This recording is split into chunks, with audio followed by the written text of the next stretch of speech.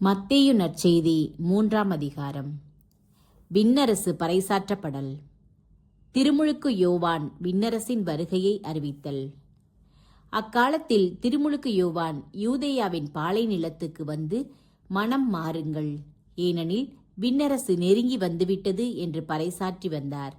இவரை குறித்தே பாலை நிலத்தில் குரல் ஒன்று முழங்குகிறது, ஆண்டவருக்காக வழியை ஆயத்தமாக்குங்கள், அவருக்காக பாதையை செம்மையாக்குங்கள் என்று இறைவாக்கினர் எசேயா உரைத்துள்ளார். இந்த யோவான் ஒட்டக முடியாலான ஆடையை அணிந்திருந்தார், தோல் கச்சையை இடையில் கட்டியிருந்தார், வெட்டுக்கிளியும் காட்டுத்தேனும் உண்டு வந்தார். எருசலேமிலும் யூதேயா முழுவதிலும் யோர்தான் ஆற்றை அடுத்துள்ள பகுதிகள் அனைத்திலும் இருந்தவர்கள் அவரிடம் சென்றார்கள். அவர்கள் தங்கள் பாவங்களை அறிக்கையிட்டு யோர்தான் ஆற்றில் அவரிடம் திருமுழுக்கு பெற்று வந்தார்கள். பரிசேயர் சதுசேயருள் பலர் தம்மிடம் திருமுழுக்கு பெற வருவதைக் கண்டு அவர் அவர்களை நோக்கி, விரியன் பாம்பு குட்டிகளே, வரப்போகும் சினத்திலிருந்து தப்பிக்க இயலும் என உங்களிடம் சொன்னவர் யார்? நீங்கள் மனம் மாறியவர்கள் என்பதை அதற்கேற்ற செயல்களால் காட்டுங்கள். ஆபிரகாம் எங்களுக்கு தந்தை என உங்களிடையே சொல்லி பெருமை கொள்ள வேண்டாம். இக்கற்களில் இருந்தும் ஆபிரகாமுக்கு பிள்ளைகளை தோன்ற செய்ய கடவுள் வல்லவர் என உங்களுக்கு சொல்லுகிறேன்.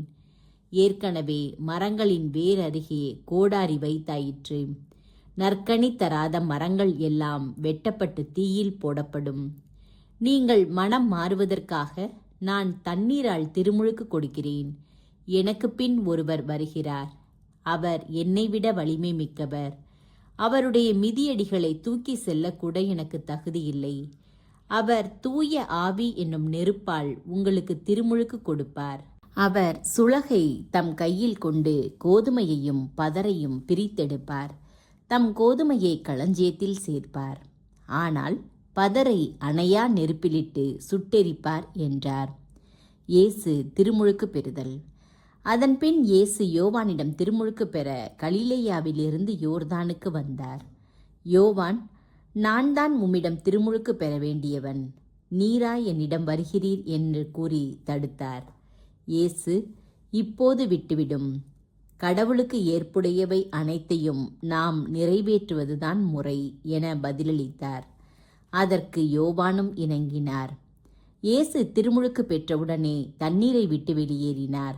உடனே வானம் திறந்ததையும் கடவுளின் ஆவி புறா இறங்குவது போல தம்மீது வருவதையும் அவர் கண்டார்.